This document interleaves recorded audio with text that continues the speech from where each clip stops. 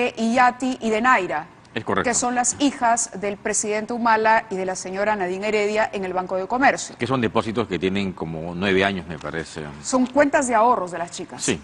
Ok, y las casas son, bueno, la vivienda de ellos, la vivienda familiar, la casa de la amiga, Rocío Calderón, la casa de la señora, de la madre de Nadine Heredia.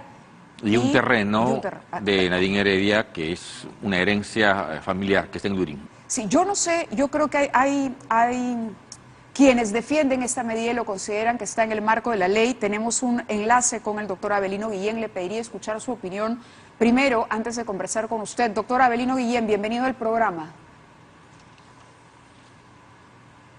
Tenemos la llamada. Switcher, por favor, porque si no, continúo con la entrevista aquí.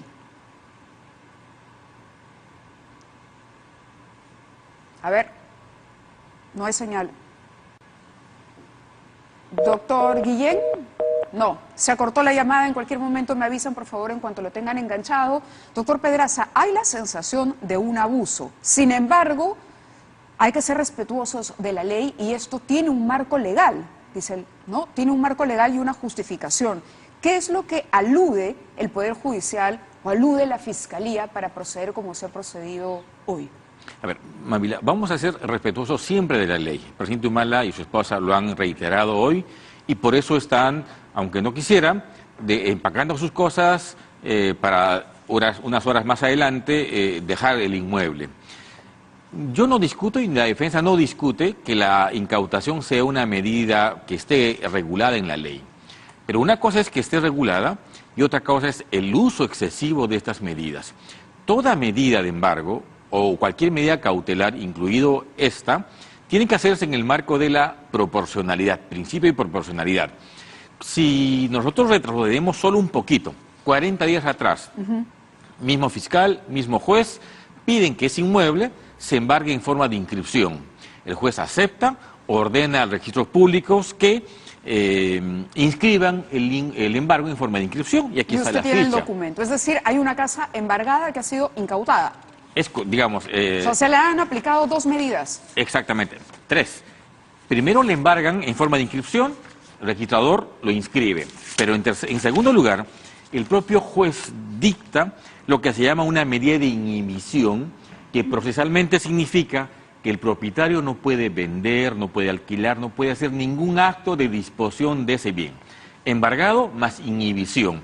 Eso apenas hace 40 días. Entonces, uno entiende que frente a medidas así, pues el Estado en todo caso tiene asegurado el bien, porque nada pueden hacer. Un bien inmueble no se lo van a llevar, ¿verdad? No se sustrae como un bien inmueble.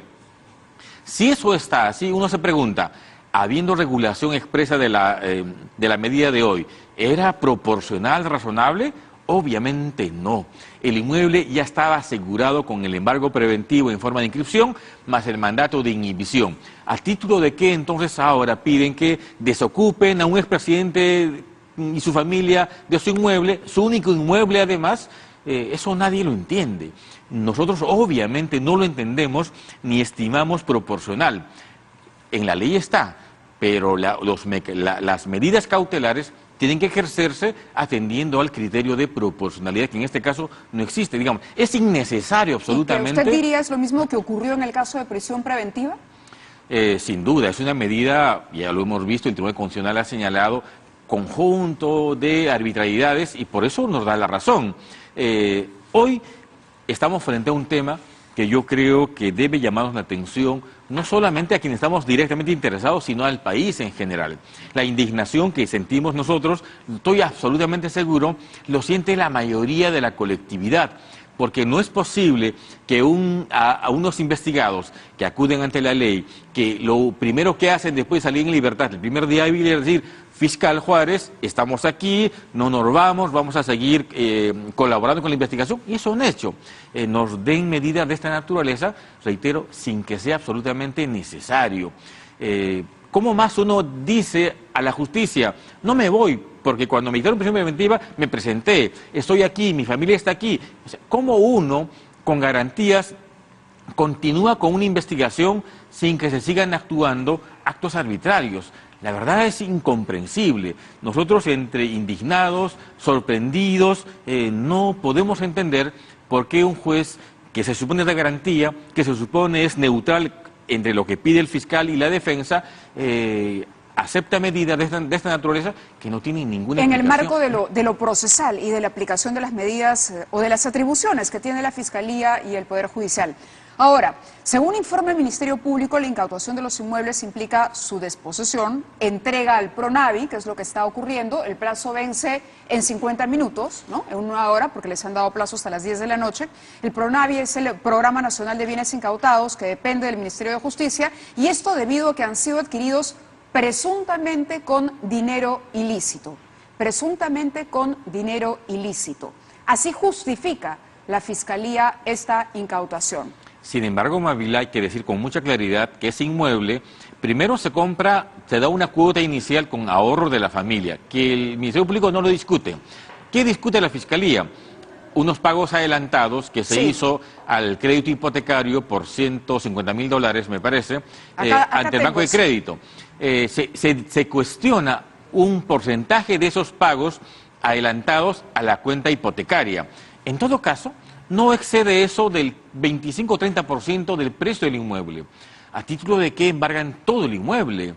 ¿A título de qué entonces hay un embargo preventivo anterior y ahora la desocupación? Si está en discusión ese 30% del inmueble, no resulta razonable ni proporcional que te embarguen todo y encima te quiten de la posesión. A ver, francamente, le expongo un acá abuso. más argumentos de la Fiscalía. Dice, después de la campaña de 2006, Nadine Heredia acude al Banco de Crédito del Perú para obtener un crédito hipotecario y comprar esta casa en Surco valorizada en $160.000. Es correcto. ¿Correcto? Para poder garantizar el pago del préstamo, Nadine Heredia entrega al Banco de Crédito copias de estos contratos con centros capilares que están en duda. Empresa del empresario Martín Belaúnde del Ocio, el diario venezolano Daily Journal, con Arturo Belaúnde Guzmán. La Unidad de Inteligencia Financiera determina que esos contratos fueron ficticios. Es decir, para la Fiscalía, la señora no tenía cómo avalar el pedido o cómo demostrarle al Banco de Crédito que podía pagar un crédito hipotecario. Sin embargo, el crédito hipotecario se otorga. A ver, dos temas. La Unidad de Investigación Financiera no está en capacidad de decir si un trámite es fraudulento o no. De hecho, no lo está, no es su función. Ya. En segundo lugar, el Banco de Crédito del Perú hace una evaluación de los ingresos de la familia Humala Heredia, de la señora Heredia, y le otorga el crédito. Entonces, ¿cuál es la discusión? No existe ninguna discusión respecto a un crédito que el Banco de Crédito otorga, previa evaluación financiera y que en el tiempo, durante casi 4 años, se termina de cumplir esa obligación. Ahora, ¿qué pasa si, a ver, siguiendo siempre la hipótesis de la Fiscalía o la manera en que ellos han hilvanado los hechos, si estos contratos son ficticios, digamos, si la señora no tenía ingresos económicos plenamente justificados, el BCP terminaría comprometido en esto? Porque ¿qué constituye esto? ¿Delito de lavado de activos para la Fiscalía? Pero a ver, es un absurdo. Si una entidad privada como el Banco de Crédito Por eso hace un le pregunto, examen, es decir, no ¿habría constituye nada, responsabilidad no, en también lo absoluto. ¿Habría responsabilidad del Banco de Crédito? Entonces, Pero es el dinero del Banco de Crédito. Es una entidad privada que hace su propia evaluación y cree que quien pide el crédito tiene acreditado ingresos y por tanto le otorga el préstamo hipotecario. Pero un tema central, esos contratos son en efecto materia de controversia. Sí. La mayoría de quienes han otorgado esos contratos han reconocido la validez del contrato y el fiscal Juárez lo ignora.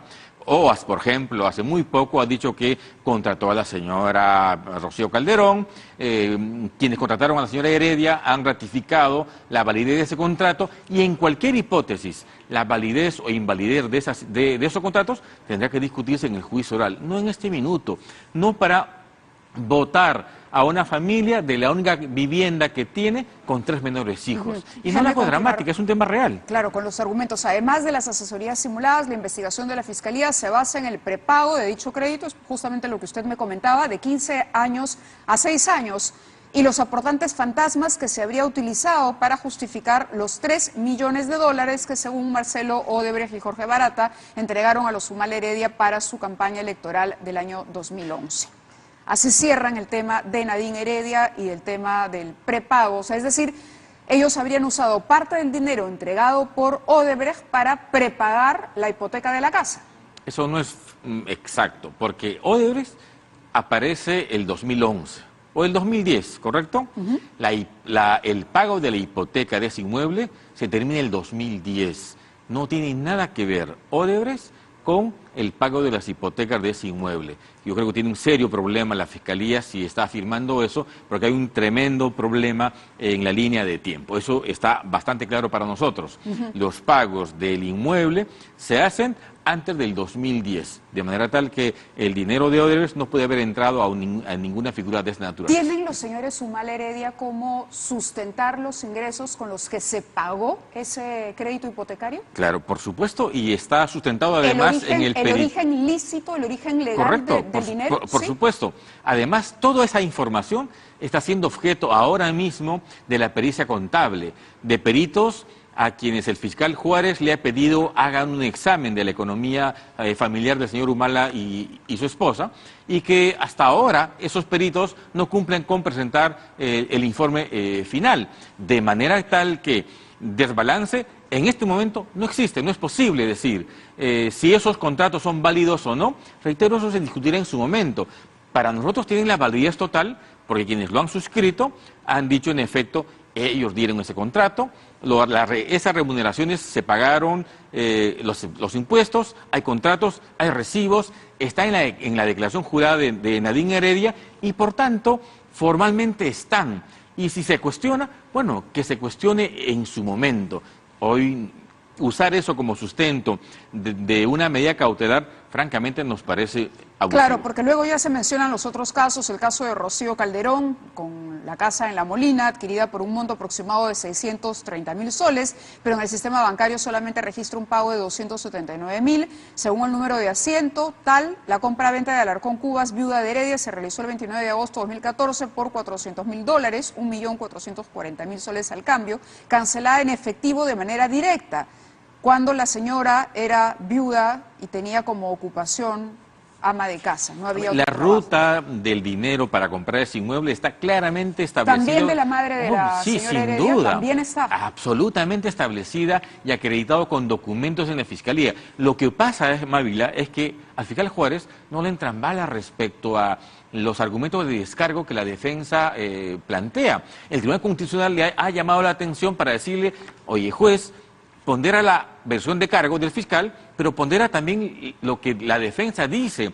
Y en el caso de la mamá de la señora Heredia, la ruta del dinero para comprar ese departamento está claramente establecido, con documentos, con transferencias bancarias, pero desde el inicio, junio del 2015, el fiscal Juárez piensa que ese inmueble se compró con dinero desconocido y cuando se demostró, igual no cambia de criterio. Entonces, estamos un poco sorprendidos. Ahora, para ponernos en medio, es decir, ese es el argumento de la defensa, el fiscal está convencido y tiene que estar convencido porque la medida se justifica en tanto la Fiscalía tiene un caso ya prácticamente armado.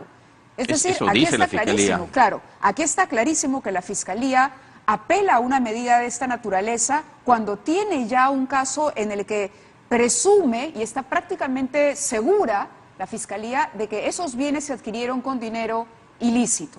Entonces, se aplica esto para el pago de la reparación civil. Ese es el argumento, ¿no? La pregunta es, ¿qué hay de la acusación? ¿Qué se sabe de la acusación fiscal?